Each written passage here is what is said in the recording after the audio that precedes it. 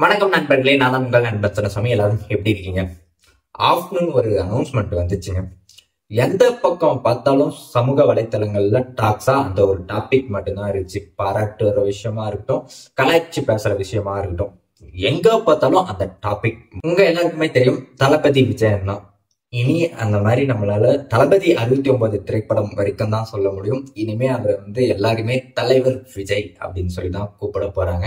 ஏன்னா அவர் ஒரு கட்சிக்கு இப்போ தலைவராக ஆயிட்டாரு. அவர் தமிழக வெற்றி கழகம்ன்ற ஒரு கட்சிக்கு தலைவராக வந்திருக்காரு. இப்போ 2016 எலெக்ஷன்ல நிக்க போறாரு. ஒரு அனௌன்ஸ்மெண்ட் அவரு அபிஷியலாவே அறிவிச்சிட்டாரு. ஸோ இப்போ 68 the greatest of all time இந்த ஒரு படத்துக்கு அப்புறம் அவரு ஸ்டாப் பண்ணல. நாம நேற்று சொன்ன மாதிரி தான் தளபதி 69 பண்ண போறது. இந்த இடைப்பட்ட கேப் அவருக்கு 2025 போதும், 2026 அவரு எலெக்ஷன்ல நிப்பாரு அப்படின்னு நம்ம சொல்லி ஷேர் பண்ணியிருந்தோம். ஸோ அந்த 69 ஃபில் பண்ற விதமா ஸோ ஒரு படத்துக்கு நான் அக்ரிமெண்ட் சைன் பண்ணிட்டேன். ஸோ அதன் காரணமாக அந்த ஒரு படத்தை கட்சிக்கு எந்த ஒரு பாதிப்பும் இல்லாத மாதிரி எடுத்து முடிச்சுட்டு என்னுடைய பொறுப்புகள் அனைத்தும் இந்த கட்சியின் மூலியமா மக்களுக்கு சர்வீஸ் பண்றதா மட்டுமே இருக்கும். இது ஒரு விளையாட்டுத்தனமான அரசியலை கையாள விரும்பல. ஸோ அதனால சினிமாவும் பண்ணிக்கிட்டு அரசியலும் பண்ணிக்கிட்டு இருக்க மாட்டேன்னு சொல்லாம சொல்றாருன்னு நான் நினைக்கிறேன். அது மட்டும் இல்லாம எதுவுமே தெரியாம நான் இந்த இடத்துல நிக்கல அப்படிங்கறத தெளிவா சொல்லியிருக்காரு.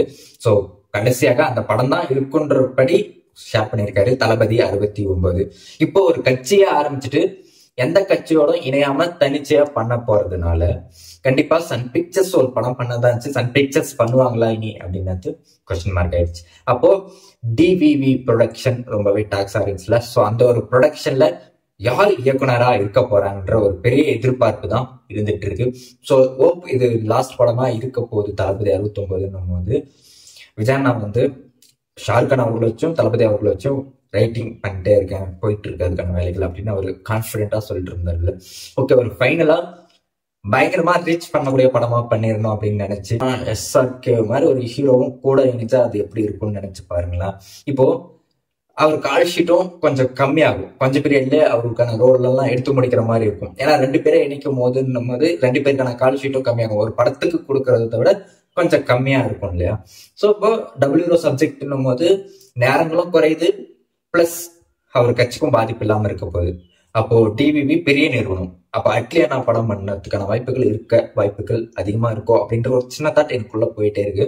ஏன்னா அவர் கான்பிடென்டா 2 பேருக்கும் வச்சு ஒரு கதை எழுதிட்டு இருக்குன்னா 2 பேருக்கிட்டையும் சொல்லாம ஓகே வாங்காம எழுதிட்டு இருப்பாரா?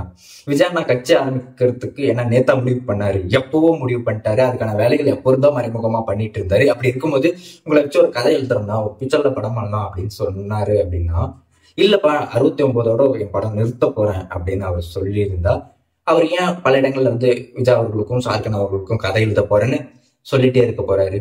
அப்போ அடுத்த படம்னா அவர் இந்த படம் தான் இருக்க போகுது அட்லி அவர்களுக்கு. அப்போ விஜயண்ணாவுக்கு அடுத்த படம்னா 69 மட்டும்தான் இருக்கு, வேற எதுவுமே இல்லை. அப்போ இதெல்லாம் கனெக்ட் பண்ணி பார்க்கும்போது அவர் தான் மோஸ்டா இருப்பாருன்ற ஒரு கான்பிடென்ட் எனக்குள்ள இருக்கு. எனக்கு அவர் தான் வேணும்னு மனசுக்குள்ள இருக்கு.